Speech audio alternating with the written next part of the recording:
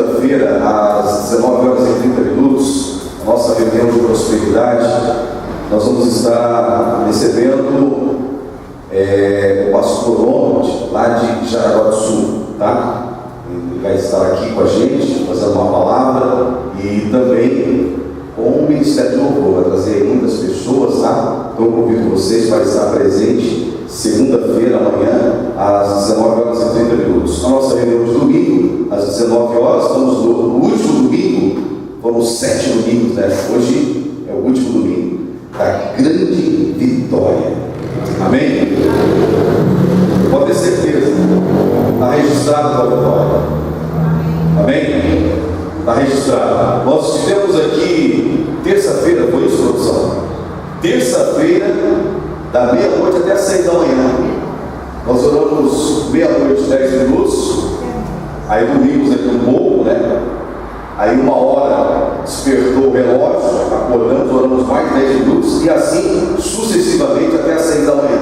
Então deu 1 hora praticamente, né? Porque 10 minutos acaba 1 hora, 2 horas da manhã, mais 10 minutos, e nós colocamos todos os pedidos daqui, gente, na presença de Deus. Amém? Oramos, clamamos por cada vida, e nós sabemos que o Senhor nos ouviu. O Senhor tem ouvido você e chegou a tua vitória. Amém? Creia nisso, profetiza a tua vitória em nome do Senhor Jesus. E eu tenho certeza da tua vitória, porque nós colocamos os pedidos diante do Senhor. Nós sentimos o nosso coração de vir aqui na igreja e fazer essa vigília. Foi uma grande vigília, inclusive está registrado.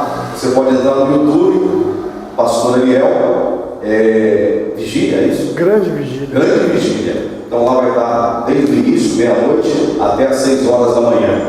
Por que isso, gente? Porque nós cremos nesse Deus, né? Se nós não acreditássemos nesse Deus, a gente não estaria aqui. Amém? Você também não estaria aqui hoje.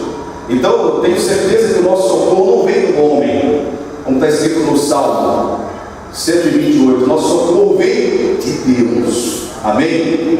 E pode ter certeza que o teu socorro chegou, porque Deus é o Deus da vitória da tua vida. Amém? Bom, vamos agora, eu quero que você abra a tua Bíblia em 2 Crônicas